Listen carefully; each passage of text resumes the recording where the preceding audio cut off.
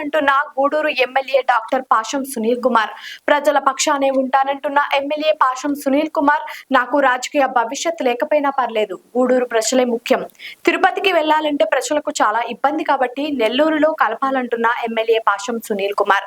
నెల్లూరు జిల్లాలో కలిపేందుకు శాయశక్తులా పోరాడతానంటున్న పాషం సునీల్ కుమార్. మీ అందరి దేవాల గెలిచినటువంటి నాకు ఉంది. కాకపోతే నేను కూడా రాజకీయాల్లో నిర్మించుకుంటాను. దాంట్లో రెండో మాట్లాడని చెప్పి కూడా మళ్ళీ తెలియజేస్తున్నా. ఎవరు చెప్పరు, కానీ నేను చెప్తున్నా. ఎందువల్లంటే దానికోసం పోరాడా, 2 సార్లు అసెంబ్లీలో మాట్లాడా. ఎప్పుడు ఇచ్చినా ముఖ్యమంత్రి గారి నుంచి మంత్రుల వరకు అన్ని అర్జీలు ఇచ్చా. అలాగే నిన్న కూడా మొత్తం అందరూ 7 మంది మంత్రులకి లెటర్లు పంపించా. ముఖ్యమంత్రి గారికి లెటర్ పంపించా, లోకేష్ బాబు లెటర్ పంపించా.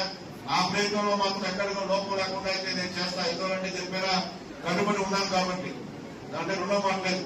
రాజకీయాలు వేరు, ఈ గూడూరు విషయం లేదు. దీన్ని పొలిటికల్ ఏమి ఎవరు చూడాల్సిన అవసరం లేదు. దీని మీద పొలిటికల్ విమర్శలు ఏమి అవసరం లేదు. ఖచ్చితంగా మనం చేసే పని గవర్నమెంట్ కి రిక్వెస్ట్ చేసుకోదాం. అంతేగాని మనిషి ప్రకారంగా మాట్లాడితే కూడా ఉపయోగం ఉండదు. మనం ఒప్పించి పనిచేసుకుందాం అంతే తప్ప వేరే విధంగా చేసిన ఇబ్బందికరమైన పరిణామాలని చెప్పి అందరికీ నేను తెలియజేస్తూ, ఖచ్చితంగా ఈ విషయంలో అయితే మనస్ఫూర్తిగా కట్టుబడి ఉన్నా. దాంట్లో రెండోటువంటి మాట లేదని చెప్పి కూడా నా గూడూరు నియోజకవర్గ ప్రజలందరూ కూడా తెలియజేస్తున్నా. ఇప్పుడు కూడా ఎక్కడ కూడా ప్రెస్ మీట్ పెట్టలా, చెప్పలా. కానీ ఇక్కడ చూస్తే నిజంగా ఎంతమంది ఆవేదన. ఒక్క కోట మండలంలోనే అన్ని డిపార్ట్మెంట్ వాళ్ళు ఈరోజు వచ్చి మమ్మల్ని నెల్లూరులో కలపండి, జిల్లా చేయమని చెప్పి అడుగుతున్నారు. ఇంతమంది మనసులో ఉన్నటువంటి ఆవేదన, బాధ నాకు అర్థమవుతుంది. కాబట్టి ముఖ్యమంత్రి గారికి ఖచ్చితంగా మీ అందరి ఆవేదనని, బాధను కూడా తెలియజేయాల్సిన బాధ్యత నాకు ఉంది. కాబట్టి ముఖ్యమంత్రి గారు మాట్లాడి ఖచ్చితంగా ఒప్పించేటువంటి ప్రయత్నాలు కూడా చేసేదానికి ప్రయత్నం చేస్తాను. నేనేమంటే ఈ పాపం ఏముందో మీకు తెలుసు, అసలు ఈ పాపం ఎంత జరిగిందో మీకు తెలుసు. నేను చేసే పని పొలిటికల్ ఉంటుంది కాబట్టి అర్థం చేసుకోమని చెప్పి కూడా అందరికీ తెలియజేస్తున్నా. విజ్ఞులు, పత్రికా మిత్రులు, అసలు దీనికి కారణం ఎవరో మీకు తెలుసు. ఆ కారణం కూడా విశ్లేషించండి. ఒక సునీల్ కుమార్ చెప్పాడు రాలేదు అని కాదు, అసలు దీనికి కారణం ఎవరు, మన ఆ తిరుపతి జిల్లాలో పోయిన కారణం ఎవరో కూడా ఆలోచించుకోమని చెప్పి కూడా మీ అందరికీ రిక్వెస్ట్ చేసి తెలియజేస్తున్నా. అది ఏమైనప్పటికీ మీ అభిప్రాయమే నా అభిప్రాయం, రెండో అభిప్రాయం లేదు. ఆ రోజు ఓట్లు కూడా అడిగా. ఏమని అడిగాను, మనల్ని ఖచ్చితంగా మా నాయకులు నెల్లూరు జిల్లా కలుపుతారు అని అడిగా. ప్రజలు కూడా ఆ రోజు ఓట్లు ఇచ్చారు. ఈ విషయంలో ఇక్కడ కూడా మా ప్రజలే కాదు, తెలుగుదేశం పార్టీలో ఉన్న ప్రతి క్యాడర్ కూడా అసంతృప్తి వ్యక్తం చేస్తున్నాయి. వాస్తవం నేను చెప్పకూడదని చెప్తున్నా.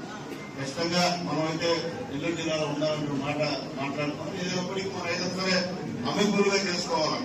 ముఖ్యమంత్రి గారిని వాళ్ళని రిక్వెస్ట్ చేసుకోవాలి. అంతేగాని మన స్టోర్ ప్రకారం మనం మాట్లాడితే అది కాదు. ఏదైనా కార్యసాధన చేయాలంటే ఖచ్చితంగా రిక్వెస్ట్ అనేది చాలా అవసరం. రిక్వెస్ట్ లేకుండా రాజకీయ విమర్శలు చేస్తే దానివల్ల ఉపయోగం లేదు. మళ్ళీ తెలియజేస్తాం అందరికీ కూడా. ఇది రాజకీయం చేసి విమర్శలు చేస్తే దాని నష్టపోతాం. అంటే వాళ్ళు అందుకుపోయేదానికి అవసరం కూడా. ఎందుకంటే అందరికీ తెలుసు ఆ పాపం అవుతాం. కాబట్టి మనం ఆ రోజు ఎలక్షన్ చెప్పాం కాబట్టి అది ఏ విధంగా సరే సాధించేంత వరకు అందరం కూడా మంచిగా మర్యాదగా ముఖ్యమంత్రి గారిని, అలాగే పవన్ కళ్యాణ్ గారిని, లోకేష్ చెప్తున్నారు. ఈ విషయంలో నేనైతే మా గూడూరు ప్రజల వైపే, అటువంటి కాదు. ఆ ప్రజల అభిప్రాయమే నా అభిప్రాయం. దీనికి ఖచ్చితంగా ఇతరులతో ఏమీ నమ్ముడే పరిస్థితి కాదు.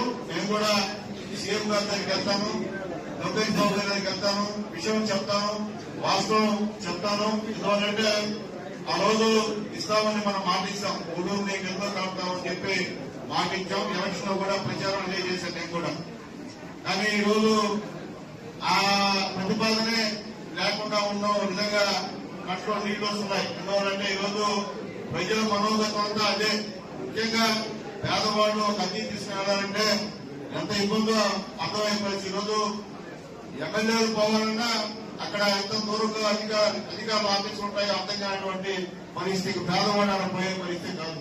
అట్లాగే ముఖ్యంగా పోలీస్ సిబ్బంది కానీ, రెవెన్యూ సిబ్బంది కానీ, వ్యాపారస్తులు కానీ అనేక ఇబ్బందులు పడుతున్నారు. పోలీస్ సిబ్బంది అయితే ఎక్కడ ఏం జరిగినా మన గూడూరు సంబంధించిన వాళ్ళు డ్యూటీకి పోతారు. అన్యాయం. నేనైతే ఇద్దరు పోలీసులు ఏడ్చారు దగ్గరకు వచ్చి. నిజంగా వాళ్ళు కడుపు పడిపోయింది. అంటే ఇన్ని బాధలు పడతా కూడా మూర్చుకుని వాళ్ళు బయట పడలేక గమ్మున్నారు. కాబట్టి ప్రజల యొక్క ఆలోచనని ఖచ్చితంగా సీఎం గారు అర్థం చేసుకుంటారని చెప్పే నమ్మకం మాకుంది. దీంట్లో కూడా నేను మళ్ళీ తెలియజేస్తున్నా పత్రికా మిత్రులు కూడా, అయ్యా నా ప్రయత్నం అయితే ఖచ్చితంగా నేను చేస్తాను. దీంట్లో అయితే ఇంకో మాట లేదు. అది ఏమైనా నాకు రాజకీయంగా తర్వాత భవిష్యత్తు లేకపోయినా నేనైతే ఈ విషయంలో కట్టుకోవడానికి చెప్పి కూడా నేను మాటిస్తున్నా. ఇది పొలిటికల్ చేయట్లేదు. ఇది పొలిటికల్ చేయాల్సిన అవసరం లేదు. ఇది ఎందువల్లంటే నా ప్రజల అభిష్టం. నన్నైతే క్షమించమని చెప్పి 2 చేతులెత్తి మీ అందరికీ నమస్కారాలు తెలియజేస్తున్నా. నేను పోరాడా, ఇంకా పోరాడుతుంటాను. దాంట్లో రుణం మాట్లాడని చెప్పి కూడా అందరికీ కూడా ప్రజలకి పత్రికా మిత్రులు కూడా తెలియజేస్తూ ఈ విషయాల్లో కూడా P4 సంబంధించినటువంటి సీఎం ఆఫీస్ నుంచి మనకి సపరేట్ గా ఒక వ్యక్తిని మనకి ఇచ్చారు. ఇవన్నీ కూడా మొత్తం ఇప్పుడే ఒక 2 గంటల లోపల అన్ని సీఎం ఆఫీస్ కి మొత్తం ట్యాక్సీలు పంపిస్తాం. ఇట్లా గూడూరు ప్రజలు కేవలం కోట మండలంలోనే ఈ విధంగా ఉందంటే గూడూరు కాన్స్టిట్యుయెన్సీ అంతా కూడా ఏ విధంగా. లైక్ చేయండి, షేర్ చేయండి, సబ్స్క్రైబ్ చేయండి. మరిన్ని వీడియోల కోసం బెల్ సింబల్ పై క్లిక్ చేయండి.